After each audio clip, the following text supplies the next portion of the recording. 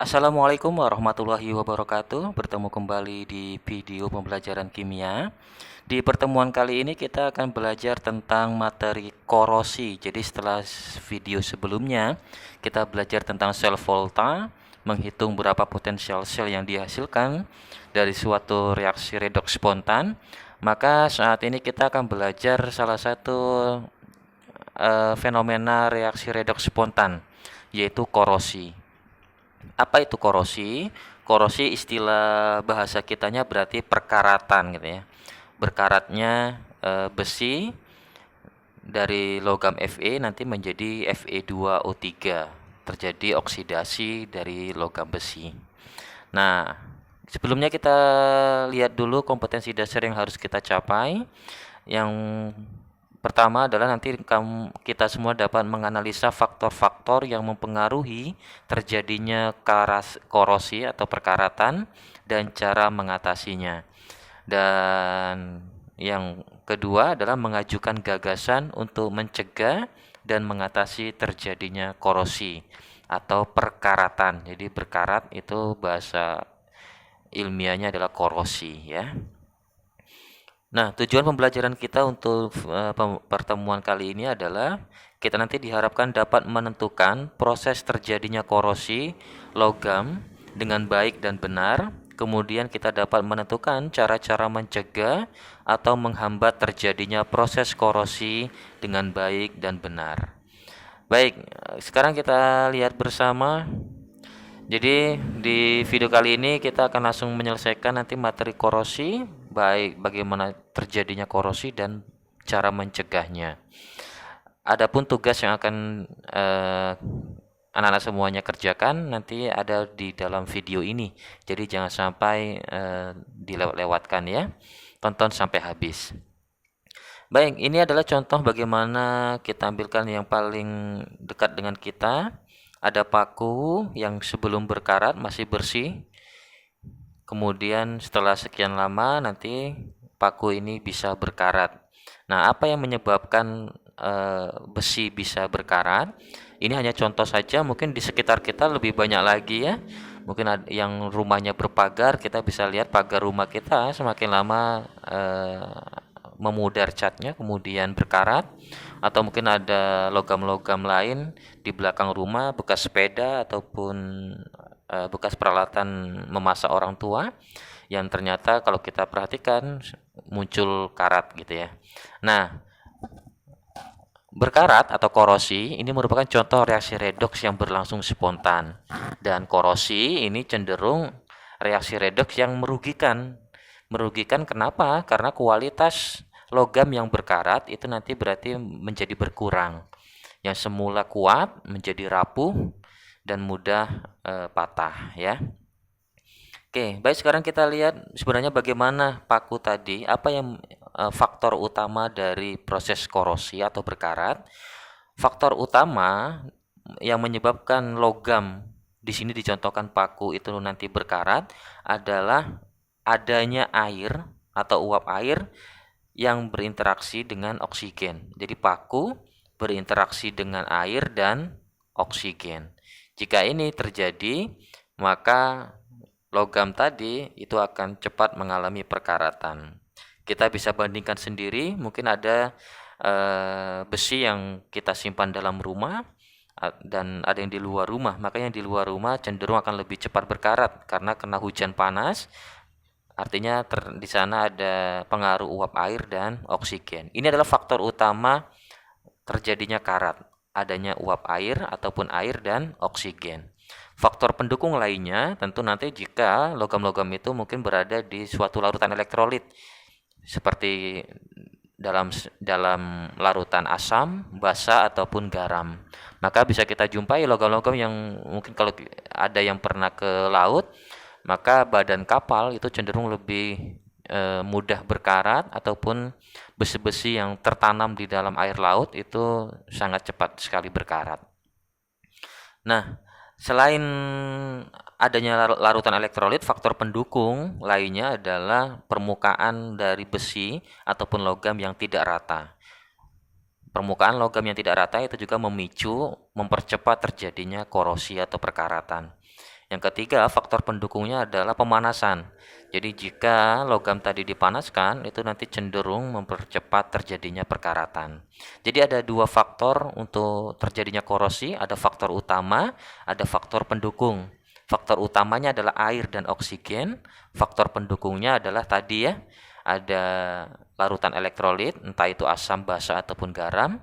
Yang kedua ada permukaan yang tidak rata, ataupun yang ketiga adanya pemanasan. Oke, nah sekarang bagaimana sebenarnya proses korosi itu berlangsung? Di sini Bapak berikan gambar mikroskopis dari proses terjadinya karat.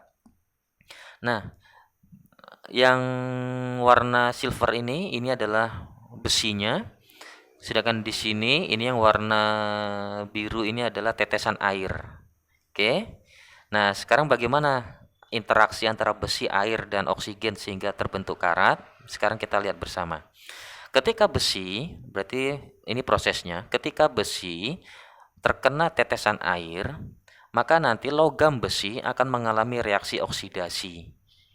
Reaksi oksidasinya di sini, ini reaksinya menjadi Fe2+ tambah 2 elektron. Jika kita punya tabel deret volta, maka reaksi oksidasi Fe menjadi Fe2+ ini potensial selnya sekitar 0,44 volt gitu ya. Nah, kemudian jadi besinya ini berubah menjadi ion nih, berubah menjadi Fe2+. Nah, elektron yang dihasilkan dari oksidasi Fe tadi itu ditangkap oleh oksigen. Nih oksigennya. Ditangkap oleh oksigen membentuk reaksi reduksi. Ini dia reaksi reduksi dari oksigen. Jadi oksigennya O2 bereaksi sama elektron dibantu dengan katalis asam H+. Ini berarti suasana dari lingkungan tempat besi tersebut berada. Karena lingkungan kita cenderung asam ya. Akan membentuk air. Jadi ada tambahan air lagi selain dari tetesan air yang muncul, juga nanti ada air embun, uap air yang diperoleh dari reduksi oksigen. Nah, ketika Fe tadi menjadi Fe2+ dan oksigen menjadi H2O, maka nanti di sini ada reaksi sehingga nanti terbentuklah Fe nanti berubah menjadi Fe3+, sehingga nanti menghasilkan Fe2O3. Nah, Fe2O3 inilah nanti yang disebut sebagai karat besi. Fe2O3, ini dia karatnya. Oke, seperti itu kurang lebih secara sederhana proses terjadinya karat. Nah, sekarang bagaimana cara mencegah supaya besi atau logam yang kita miliki itu tidak mengalami perkaratan, karena perkaratan ini adalah reaksi yang merugikan. Maka ada dua cara untuk mencegah terjadinya karat. Ada dua cara untuk mencegah terjadinya korosi. Yang pertama adalah teknik pelapisan. Teknik pelapisan logam, dan yang kedua adalah teknik perlindungan katoda. Oke. Nah, sekarang kita akan jabarkan satu persatu teknik ini. Yang pertama adalah teknik pelapisan logam. Ada beberapa cara untuk melapisi logam. Yang pertama dengan dicat. Dicat ya. Jadi banyak pagar rumah itu salah satu contoh bagaimana mencegah karat dengan cara dilapisi cat. Nah, ada dua bahan cat besi, yaitu ada bahan dasar minyak dan ada bahan dasar lateksnya. Nah, bahan ini nanti cukup memberikan perlindungan terhadap logam besi dan memberikan nilai estetika, nilai seninya. Jadi selain untuk mencegah karat, dengan dicat itu nanti menambah nilai seninya, estetikanya, keindahannya gitu ya. Oke, contohnya tadi adalah pagar rumah ya. Yang kedua, dilapisi dengan plastik. Nah, beberapa logam itu bisa, yang cara yang lumayan efektif adalah dengan dilapisi plastik. Ada beberapa alat rumah tangga bisa kita lihat bersama, mungkin logam tapi dia dilapisi dengan plastik. Tujuannya adalah supaya tidak mudah berkarat dan nanti memberikan nilai estetika, keindahan dari logam tersebut. Contohnya misalnya ada rak besi, rak rak besi yang zaman dulu ya.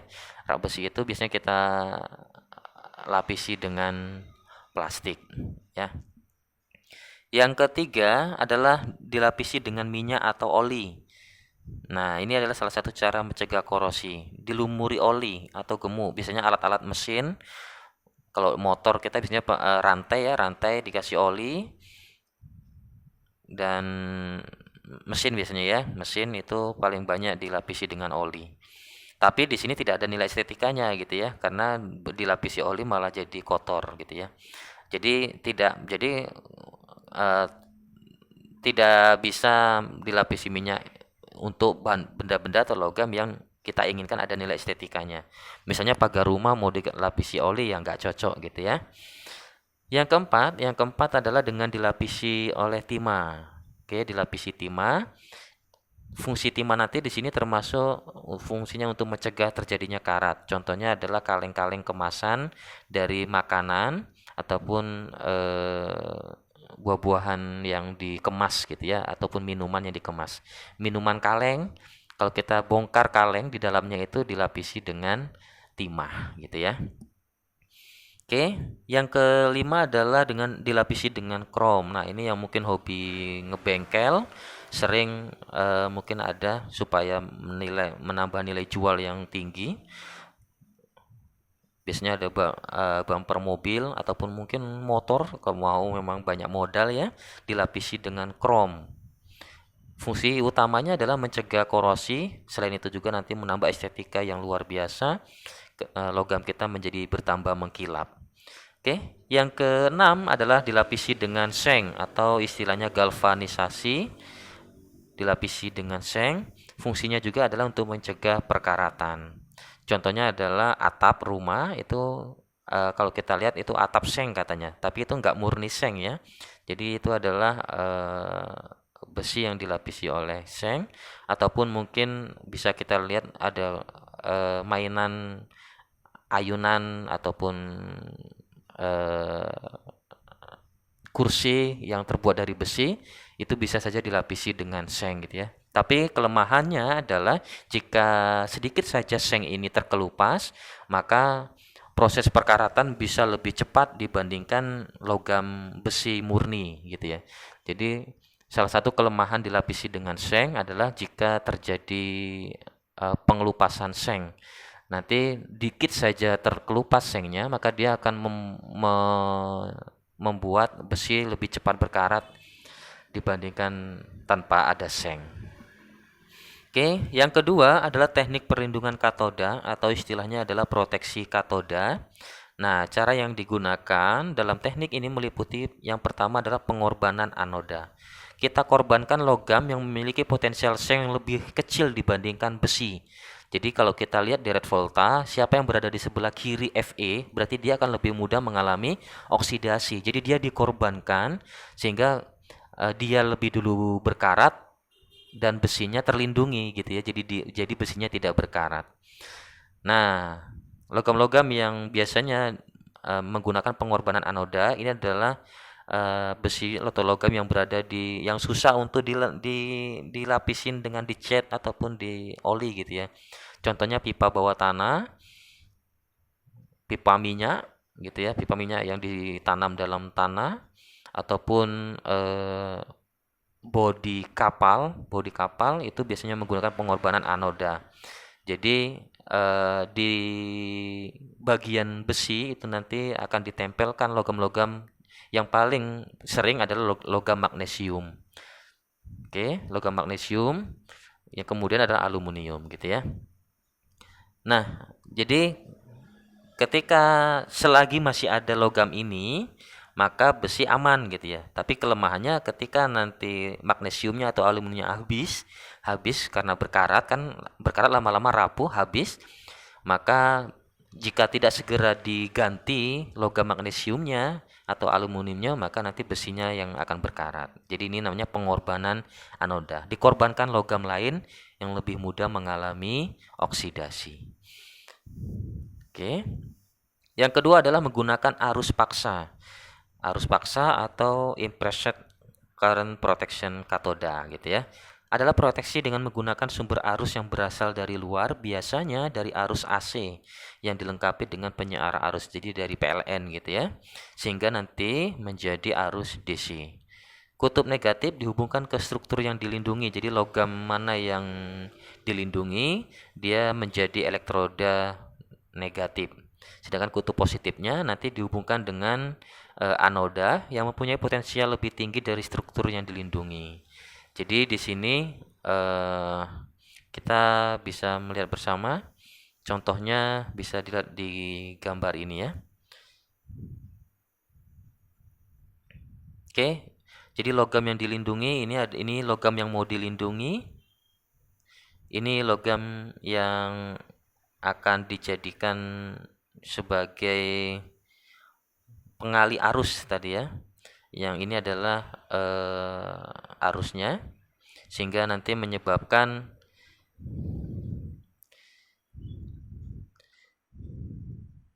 logam yang kita aliri elektron tadi itu lebih mudah mengalami reduksi gitu ya dibandingkan oksidasi. Oke. Seperti itu cara mencegah terjadinya korosi. Nah, sekarang apa tugas yang harus kita kerjakan? Jadi tugas kamu untuk di pertemuan kali ini cukup istimewa. Bapak akan mengambil nilai keterampilan. Jadi masing-masing kamu di rumah melakukan percobaan berikut ini.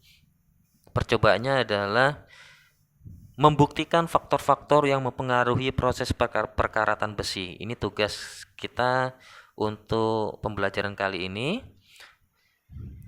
Nah, nanti tugas mandiri ini apa saja alat bahannya dulu ya. Oke, ini alat bahannya 6 buah paku. Jadi silakan siapkan 6 buah paku. Pakunya harus yang bersih. Beli di toko bangunan dan pastikan pakunya bersih, putih ya, jangan sampai ada karat. Jika ternyata pakunya kotor, maka diamplas terlebih dahulu. Yang kedua, 6 buah gelas plastik. Gelas plastik bebas kamu mau dari gelas apa saja yang terbuat dari plastik ya. Usahakan gelasnya bening supaya kita bisa melihat kejadian di dalam gelas ya. Yang ketiga adalah air biasa secukupnya nanti. Yang keempat, nah ini yang disiapkan adalah larutan asam cuka. Cara membuatnya, siapkan 2 sendok makan cuka makan. Jadi 2 sendok dicampur sama air sampai gelas agak penuh. Jadi hampir penuh. Hampir penuh. Sedikit lagi gitu ya, sedikit lagi penuh gitu ya. Jika memang bisa penuh juga nggak apa-apa ya. Agak penuh di sini maksudnya nanti kalau paku dimasukkan dia nggak tumpah gitu ya. Tapi kalau nanti dibuat penuh, begitu paku masuk khawatirnya tumpah. Oke. Yang kelima di sini adalah kamu membuat larutan garam nih. Caranya 1 sendok makan garam, usahakan garam halus saja.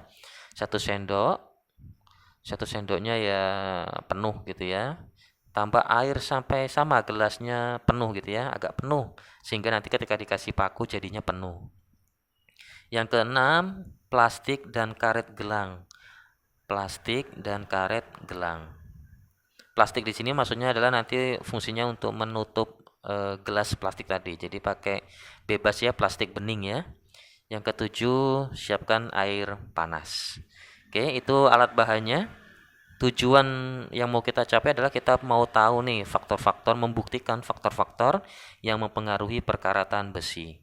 Oke, alat bahannya cukup mudah dan kamu bisa mencarinya sendiri di lingkungan kamu.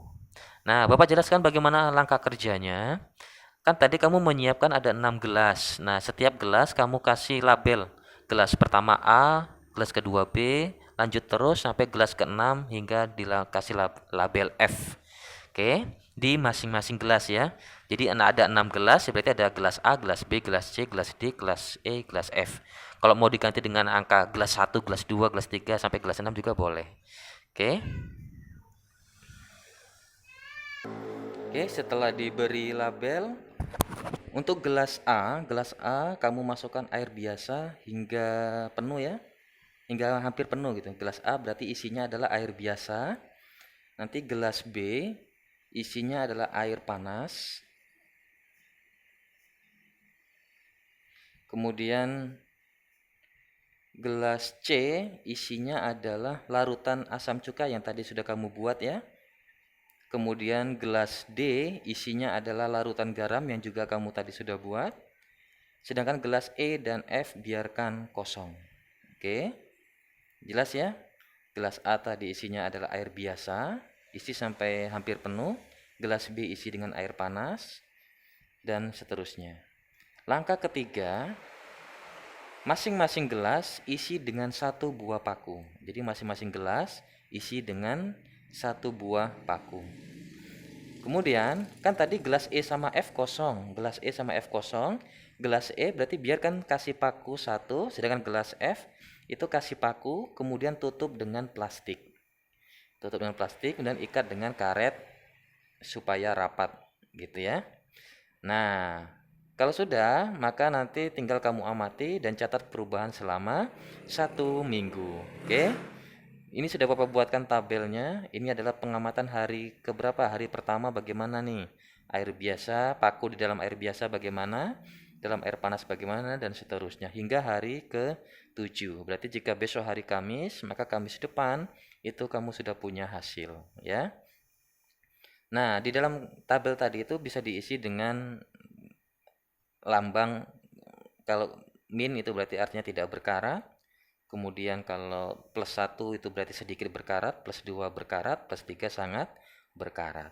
Nah, rangkaian kerja kamu tadi dari menyiapkan alat bahan hingga melakukan prosedur, itu kamu foto, kemudian di setiap hasil pengamatan dari hari pertama hingga hari ke-7 juga kamu foto di masing-masing gelas, kemudian kamu buat rangkaian foto tadi menjadi sebuah video dan kemudian kamu upload ke dalam YouTube kamu, ke dalam channel YouTube kamu.